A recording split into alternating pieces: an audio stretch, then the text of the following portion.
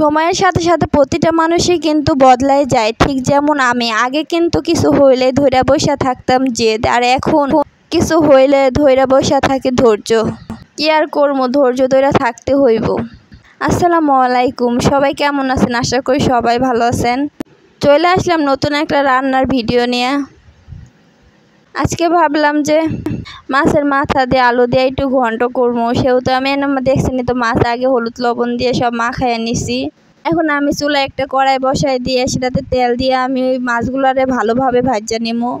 বিয়ার আগে আম্মুরে কইতাম যে এটা করে দিও, যদি আম্মু একটু দেরি করতো কইতাম যে তুমি যদি না করে দাও তোমার খবর আছে, দিয়ে ধরে বসে থাকতাম। আর এখন স্বামীর যদি একটা কিছু আনতে কই, সে যদি দেরি করে ধৈর্য ধরে বসে থাকতে হয়, কি আর করা যাইব। একদম আমার মাছটি ভাজা হয়ে গেছে, আমি তেল দিয়া তেলের মধ্যে পেঁয়াজ কাঁচামরিচ দিয়া একটু কিছুক্ষণ ভাজা, এর মধ্যে আস্ত জিরা দিয়া দিছি, কিছু গরম মশলা দিয়া দিছি, একটু ভাজা নিছি।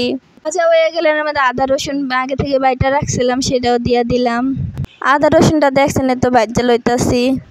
আদা রসুনটা ভাজা হয়ে গেলে আমি এর মধ্যে কিছু পরিমাণ মতন মশলা দিয়া দিমু। মানে আমি দিয়া দিছি হলুদের গুঁড়া, পরিমাণ মতন লবণ দিয়ে এটা কিন্তু ভালোভাবে মশলাটা একটু ভাজা নিয়ে একটু পানি দিয়া কষায় নিমু। সেজন্য আমি লবণও দিয়া দিলাম।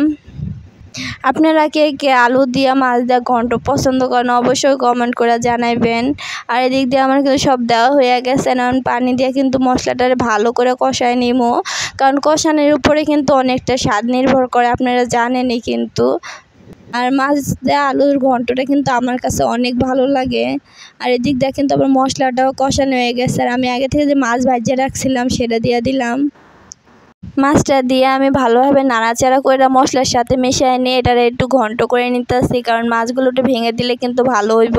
সেজন্য আমি মাছটাও একটু ভেঙে দিয়ে দিছি। আর এখন আলুগুলো যে আমি আগে থেকে ভেঙে রাখছিলাম সে আলুগুলোও দিয়ে একটু কষাই নিমু মশলাগুলোর সাথে মিশাইয়া। দেখতে পারতেছেন যে আমি এগুলো ভালোভাবে নাড়াচাড়া করে কষায় নেওয়ার পর এটাতে কিন্তু আমি পানি দিয়ে দিতেছি। পানিটা দিয়ে কিন্তু এটারে অনেকক্ষণ জাল দিতে হইব। জাল দিলে কিন্তু এটা যত জাল দিবেন তত কিন্তু স্বাদ লাগবে। এদিকে কিন্তু আমি ঢাকনা দিয়ে ঢাইকা রাইখা দিছি কিছুক্ষণের জন্য, প্রায় 10-15 মিনিট পরে আমি আইসা দেখি যে আমার রান্নাটা কিন্তু প্রায় হয়ে গেছে। আর আপনারা যদি আমার ভিডিওটি ভালো লাগে অবশ্যই লাইক